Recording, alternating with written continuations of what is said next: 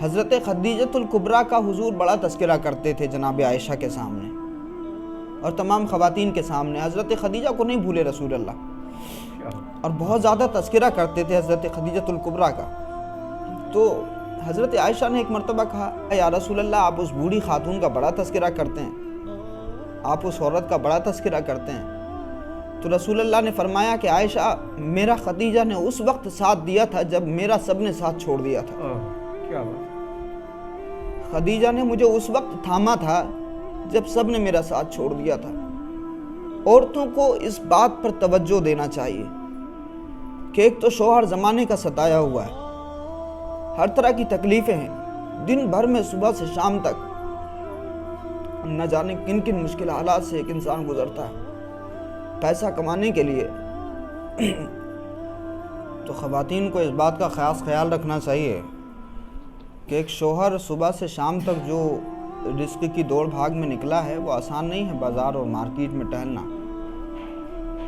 کئی طرح کے لوگوں سے ملاقات ہوتی ہے, پتہ نہیں کیسے کیسے حالات سے پورا دن یہ گزرتا ہے.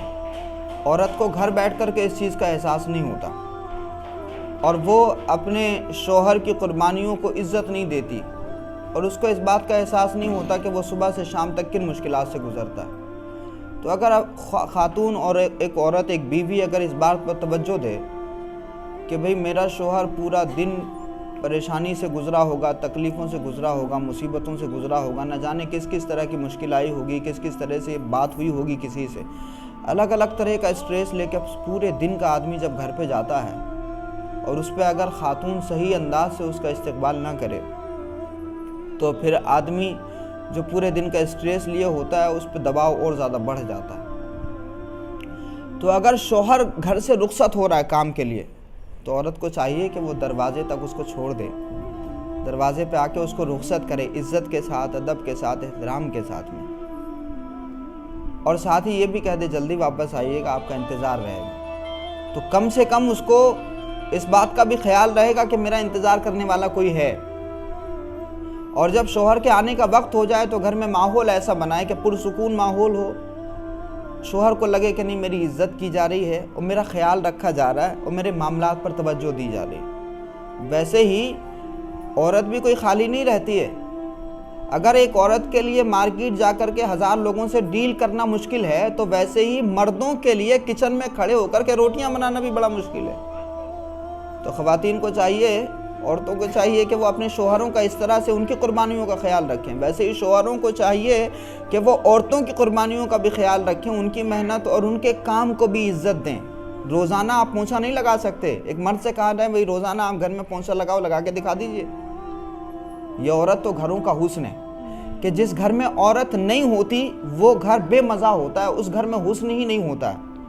اور اگر عورت کا وجود کسی چھپر میں بھی آ جائے تو وہ ایک چھپر سے ایک گھر کو بھی بہت اچھا گھر بنا دیتی ہے. تو اللہ نے اس عورت کے وجود میں یہ خوبصورتی رکھی ہے. تو شوہر کو چاہیے کہ وہ یہ سمجھے کہ اس نے جو کھانا بنایا ایسے نہیں بن گیا. کھانا بنانے میں بھی بڑی ساری مصیبتیں ہیں, گھر کے کام کاج میں بھی اتنی مصروفیات ہیں کہ پورا صبح سے شام تک عورت مصروف رہتی ہے. بظاہر ہمیں کوئی کام نہیں دکھائی دیتا لیکن وہ پورا دن مصروف بھی رہتی ہے. تو اس کے کاموں کی وجہ سے ہمارے برتن صحیح سیٹ ہیں, اس کے کاموں کی وجہ سے ہمارے گھر میں رونق ہے, اس کے کاموں کی وجہ سے ہمارے گھر میں صفائی ستھرائی ہے. تو شوہر کو چاہیے کہ وہ اپنی خاتون کو عزت دے, خواتین کو چاہیے کہ وہ اپنے شوہروں کو عزت دیں. رسول اللہ کا جب نکاح ہو گیا نا عائشہ سے تو رسول اللہ بار بار تذکرہ فرماتے تھے حضرت خدیجہ کا. آقا علیہ الصلوۃ والسلام سے کہنے لگیں آپ بڑا تذکرہ کرتے ہیں ان کا. حضور نے فرمایا عائشہ اس نے تو میرا تب ساتھ دیا جب سب نے ساتھ چھوڑ دیا تھا. رسول اللہ کا معمول تھا کہ حضرت خدیجہ کے وصال کے بعد میں جناب رسالت مآب حضرت خدیجہ کی سہیلیوں کو تحفے بھجوایا کرتے تھے حضرت خدیجہ کے نام سے. آپ دیکھیے کہ ایکسٹریم لیول ہے محبت کا. اسی لیے مسائل پیدا ہو گئے ہمارے معاشرے میں کہ خاتون اس کو برابر عزت نہیں دے رہی ہے اور شوہر بھی اپنی بیوی کو جس طرح سے توجہ دینا چاہیے ویسا فوکس نہیں کر رہا ہے. تو پھر ایکسٹرا میریٹل افیئرز کی مصیبتیں شروع ہو گئی ہیں. ہر آدمی کا دوسرا تعلق ہے, کہیں سوشل میڈیا پہ, کہیں واٹس ایپ پہ, کہیں فیس بک پہ, الگ الگ جگہوں پہ. تو یہ مصیبتیں اگرچہ ہمارے معاشرے میں کم ہیں لیکن آنے والی نسلوں میں یہ تیزی سے بڑھتی چلی جا رہی ہیں. 8 لاکھ مسلم بچیاں مرتد ہو گئیں اسی وجہ سے, کیونکہ ہم نے توجہ نہیں دی.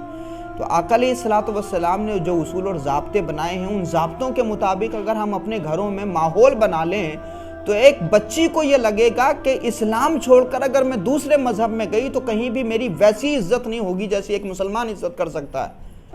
لیکن لڑکیوں کو لگتا ہے کہ ہمارے باپ نے پوری زندگی ہماری ماں کو گالی دی، کبھی چائے بھی مانگی تو عزت سے نہیں کہا کہ چائے دے دیجئے۔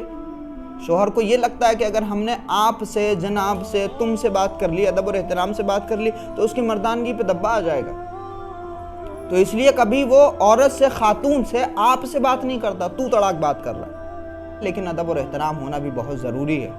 ایک بچی کے دماغ میں یہ ساری چیزیں لگتی ہیں کہ بھئی ہمارے باپ نے جس طرح سے ہماری ماں کو عزت نہیں دی، ویسے ہی کسی شوہر کے ساتھ میں ہمارا ہاتھ تھما دیں گے، پھر وہ بھی ہمیں ساری زندگی عزت نہیں دے گا، تو اس کو لگتا ہے کہ میرا باپ تو جلاد ہے، باقی ساری دنیا میرے لیے مسیحا ہے، تو اگر اس کو کوئی بوائے فرینڈ ملتا ہے، کہیں بھی کوئی تعلق بنتا ہے، تو وہ اسی تعلق کو اچھا سمجھتی ہے اور اسی تعلق کو کنٹینیو کرتی ہے۔ لیکن دیکھو کہ رسول اللہ کی زندگی کیا ہے، اس زندگی کے مطابق اگر ہم اپنے گھروں میں ماحول بنائیں تو کبھی بھی ہمارے گھر کی بچیاں کسی غیر کے ساتھ میں نہیں جا سکتی، ہمارے گھر کی بچیاں دہلیز چھوڑ کر اپنی نہیں جا سکتی جب تک والدین ان کو رخصت نہ کریں۔